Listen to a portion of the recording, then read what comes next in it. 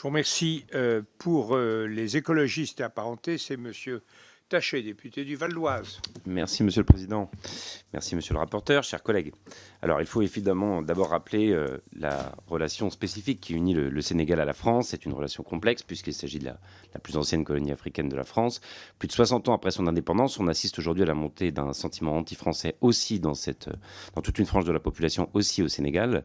Il faut donc se traiter ce dossier avec la hauteur de vue nécessaire, considérant notre histoire commune, en faisant preuve d'humilité et de respect. Les termes du premier accord concernant l'entraide judiciaire ne semblent pas poser de problème particulier. Il s'agit là d'un texte qui permettra de lutter plus efficacement contre le trafic de drogue et le terrorisme.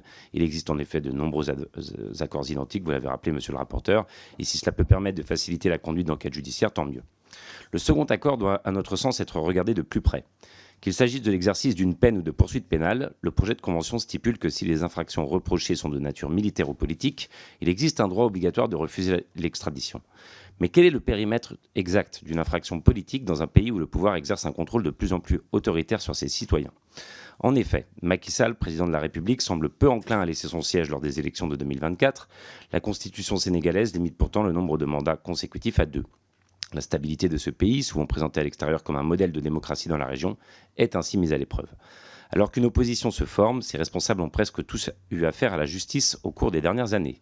Lors des manifestations, le gouvernement n'a pas hésité à utiliser les blindés contre la foule, le ministre de l'Intérieur traitant les manifestants de terroristes.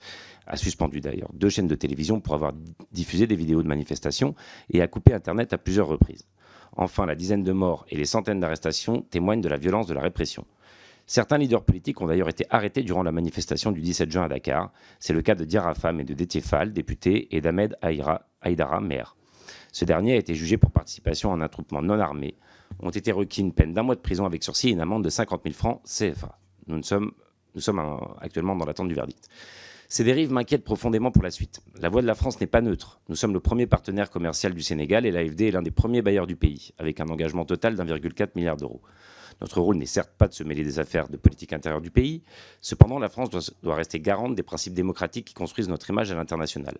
En ce sens, monsieur le rapporteur, sommes-nous absolument certains que cette convention, la seconde, ne pourra pas être utilisée d'une manière ou d'une autre par le gouvernement actuel comme élément dans une stratégie de conservation de son pouvoir.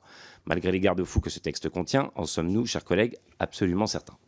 Alors que notre image en Afrique de l'Ouest est au plus mal, il faut à tout prix éviter de l'abîmer davantage en laissant paraître l'idée que nous pourrions influencer d'une quelconque manière l'autodétermination des peuples. Pour toutes ces raisons, le groupe